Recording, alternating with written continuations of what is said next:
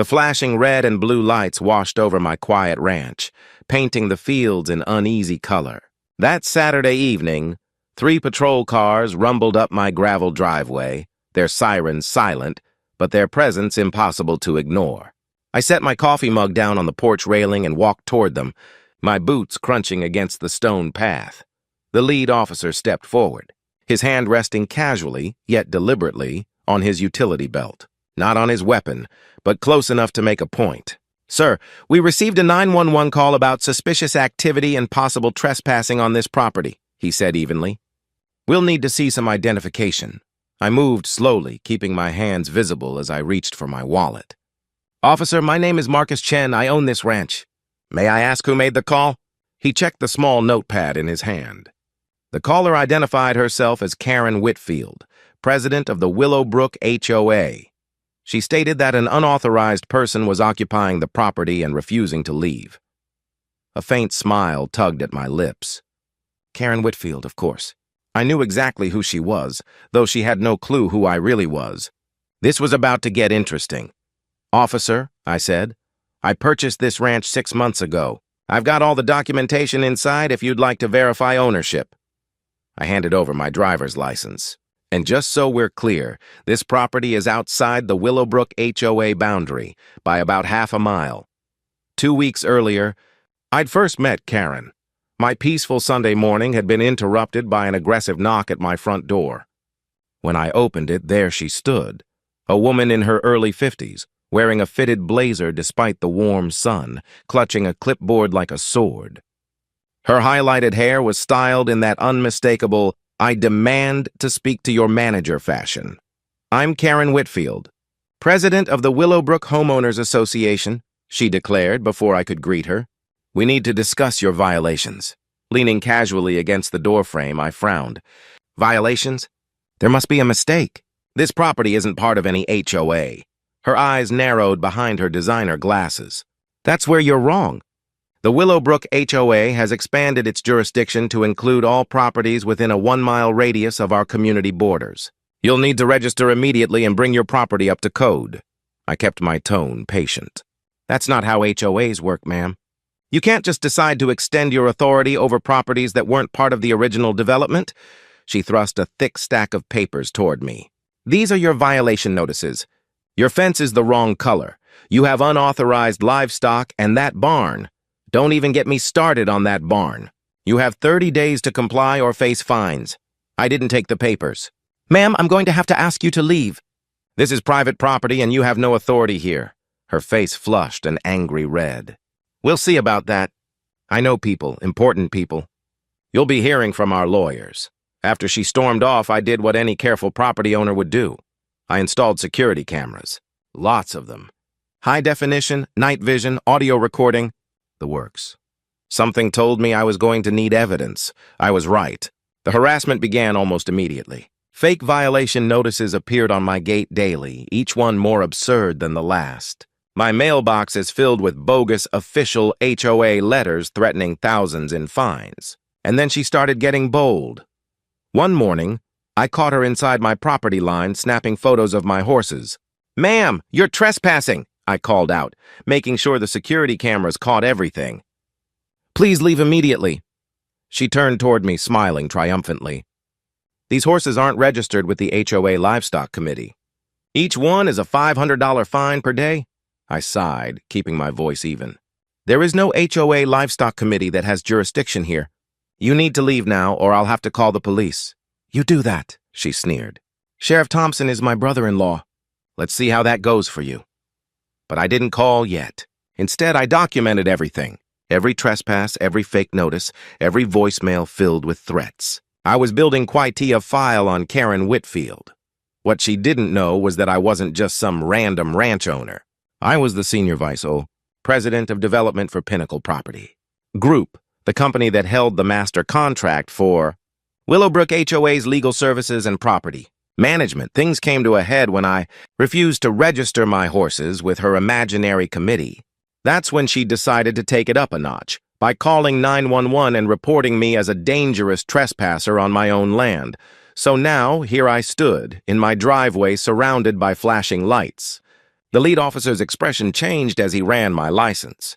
"Mr. Chen, I apologize for the confusion. You're clearly the legal owner of this property, but we'll need to have a word with Ms. Whitfield about filing a false report." "Officer," I said, "I think I can help with that." I opened my laptop and queued up a few clips. "I've been documenting Ms. Whitfield's harassment for the past 2 weeks. Security footage, trespassing, fake legal notices. You'll want to see this." 20 minutes later, the officers watched in silence as the evidence played. Karen trespassing, leaving threats, trying to enforce imaginary HOA rules. Their expressions hardened with each clip. "Mr. Chen," the lead officer said finally, "would you like to press charges for harassment and trespassing?" I considered it, then smiled slightly. "Let me make a call first," I replied. "I think there's a bigger issue here that needs to be handled." And with that, I pulled out my phone and dialed a number I knew by heart. "Janet, it's Marcus Chen. I need you and Richard from HR to come to my ranch immediately," I said into the phone, my tone calm but firm. "We've got a situation involving one of our contracted HOA board members." "Yes, Karen Whitfield from Willowbrook. She just filed a false police report against me." There was a sharp intake of breath on the other end. Janet, president of our property management division, answered quickly. "We'll be there in 30 minutes. Mr. Chen, I'm so sorry this happened." While we waited, I walked the officers through the evidence I'd gathered. Each fake fine, every manufactured violation, every attempt to extend HOA authority beyond its legal boundaries. They took careful notes and photographs, documenting everything. Half an hour later, Janet's car appeared at the gate, followed closely by Richard from Human Resources. To my surprise, Karen was with them. They'd picked her up from her home under the pretense of an urgent HOA meeting. The look on her face when she saw the patrol cars was priceless, pure confusion bleeding into dread. And when her eyes landed on me, standing beside the officers, her indignation flared. "What's going on here?" she demanded, voice trembling with outrage. "Why am I being brought to this violator's property?" Janet stepped forward, her expression as cold as steel. "Ms. Whitfield, are you aware that Mr. Chen is the senior vice president of Pinnacle Property Group?" The color drained from Karen's face in an instant. That's impossible," she stammered. "He's just some guy who bought a ranch." "A ranch," Richard cut in, his tone sharp, "that sits completely outside HOA jurisdiction. Yet you've been harassing him, trespassing on his property, and now you've filed a false police report. Do you have any idea how serious this is?"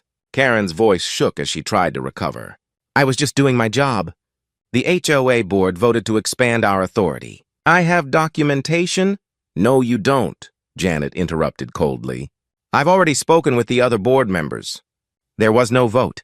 You acted entirely on your own, abusing your position to harass and intimidate homeowners. This ends right now," the lead officer stepped forward. "Ms. Whitfield, filing a false police report is a misdemeanor offense.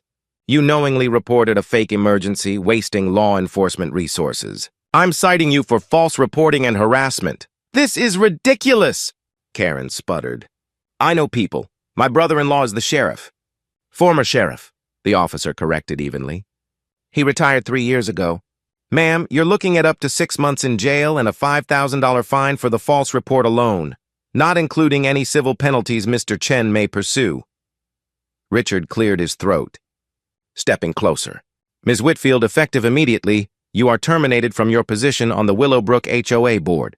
Pinnacle Property Group is severing all ties with you. Furthermore, you'll be personally liable for any legal fees incurred by Mr. Chen and our company due to your actions."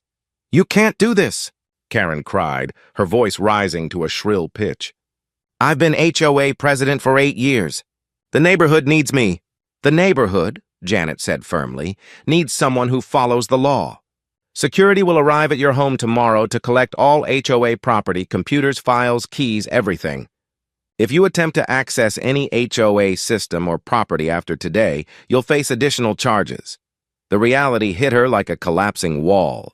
Karen's shoulders slumped, her confidence evaporating. The clipboard she clutched so tightly slipped from her fingers and hit the ground with a dull thud. "But I was just trying to maintain standards," she said weakly, "by harassing law-abiding property owners and making up rules. I asked calmly. By abusing the small bit of authority you had? I looked her directly in the eye. Ms. Whitfield, you turned a volunteer role meant to help a community into your personal dictatorship. The officer handed her a folded citation. Ms. Whitfield, you'll receive a court date in the mail. I strongly advise you to hire legal counsel. And if you come within 500 feet of Mr. Chen or his property, you'll be arrested immediately. As the officers escorted her toward Janet's car, she muttered under her breath. Something about unfairness and how no one appreciated her vision for the community. But the truth had finally caught up to her. She was facing criminal charges, thousands in fines, and the complete loss of the authority she'd abused for years. Janet turned back to me, her face softening. Mr. Chen, I can't tell you how sorry I am about this. We'll be reviewing every action Ms. Whitfield took as HOA president. I expect we'll be reversing quite a few of her decisions. I appreciate that, I said. Just make sure the next board president understands the limits of HOA authority. When the cars finally pulled away, silence returned to the ranch. The red and blue reflections faded from the windows and the air felt still again. I picked up my now cold coffee and walked back to the porch. In the distance, my horses grazed peacefully, unregistered, unbothered, and blissfully unaware that they'd been the center of a ridiculous power struggle. 3 weeks later, 2 letters arrived in my mailbox. The first was from the district attorney's office, confirming that Karen Whitfield had pled no contest to filing a false report and harassment. Her sentence, 6 months probation, 100 hours of community service, and $5,000 in fines, plus another $8,000 to cover my legal fees. The second letter came from the newly elected Willowbrook HOA board. It was a formal apology for the actions and overreach of the previous administration. They'd uncovered that Karen had been systematically abusing her position for years, creating rules, levying fines, and funneling the money into an account only she controlled.